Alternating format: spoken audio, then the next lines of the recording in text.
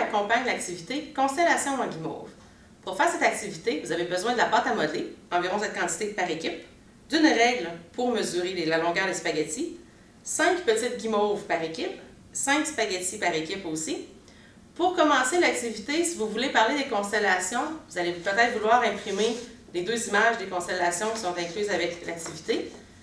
Et chaque équipe va aussi avoir besoin du tableau de Cassiope qui indique la longueur des spaghettis pour chacune des étoiles. Pour faire le montage, vous pouvez prendre un carton et je vous recommande d'utiliser du carton usagé, comme par exemple des boîtes de céréales. Pour commencer l'activité, il peut être intéressant de parler des constellations en général. Donc, vous pouvez demander aux enfants s'ils ont déjà vu des constellations. Si oui, il y a de bonnes chances que c'était la Grande Ourse. La Grande Ourse, communément appelée la casserole, est de loin la constellation la plus connue ici au Canada. Alors, on voit très bien ici la forme de la casserole. Et peut-être que vous vous êtes déjà demandé, elle était où, l'ours dans la Grande Ourse? Eh bien, la voici. Mais vous vous rendez compte qu'il faut utiliser d'autres étoiles et même là, il faut beaucoup d'imagination pour voir la forme de l'ours. Une autre constellation qu'on voit régulièrement dans le ciel la nuit, c'est la constellation de Cassiope, qui est un W dans le ciel, mais qui représente la reine sur son trône.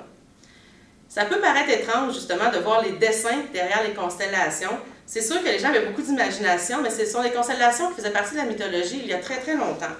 Les constellations, ce sont des dessins que les gens ont inventés dans le ciel.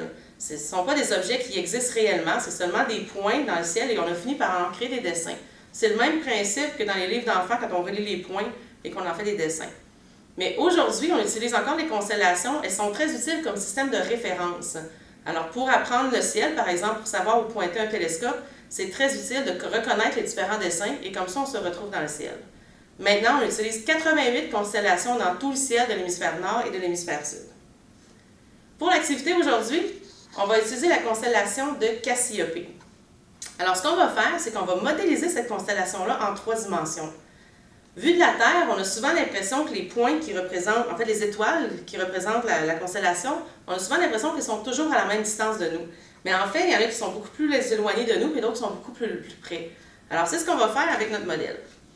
On va commencer par prendre la pâte à modeler, s'en faire 5 morceaux, la grosseur d'un raisin environ, et on les met sur notre carton. On va les mettre selon la forme du W de Cassiope. Ça n'a pas besoin d'être parfait comme W. On les place à peu près. La pâte à modeler va servir à tenir les spaghettis à la verticale pour représenter les étoiles en 3 dimensions. Alors voilà environ le W de Cassiope. Par la suite, on prend un spaghetti et on mesure la longueur de la tige, enfin la longueur du spaghetti qu'il faut pour mettre notre étoile. C'est là qu'on utilise le tableau de la constellation. Alors, la première étoile dans le tableau, c'est CAF. Et CAF est ici. Elle doit être j'ai besoin d'un spaghetti de 23 cm. Je mesure mon 23 cm, je le casse et je le mets dans la pâte à modeler qui représente l'étoile CAF. Même chose pour la deuxième, qui doit être à 17 cm. Je la mets ici et voilà. Je fais la même chose avec les 3 autres et à la fin, je mets mes guimauves pour représenter les étoiles sur chacun de mes spaghettis. Quand on a les 5, on se retrouve avec un modèle comme celui-ci. Alors, ça peut paraître étrange quand on regarde de côté, mais il faut imaginer que la Terre serait sur le dessus. Alors, de la Terre, on a une perspective comme ça, et si vos spaghettis tiennent droit, vous allez voir le W de la constellation. Par contre, rapidement, on se rend compte que vu de côté, ben, c'est plus du tout un W. Donc, on peut voir que les étoiles ne sont pas toutes à la même distance de la Terre. Hein. Encore une fois, si vous imaginez la Terre ici, cette étoile-là est beaucoup plus près de la Terre que Navi, qui est sur le petit spaghetti. Et que si on avait un vaisseau spatial et qu'on fait se déplacer dans l'espace, puis on croiserait certaines étoiles avant les autres, donc c'est pas la constellation, c'est pas un vrai objet qu'on pourrait visiter. Et aussi que si on allait dans les différentes directions, ben ça ne ressemblerait plus du tout à un W.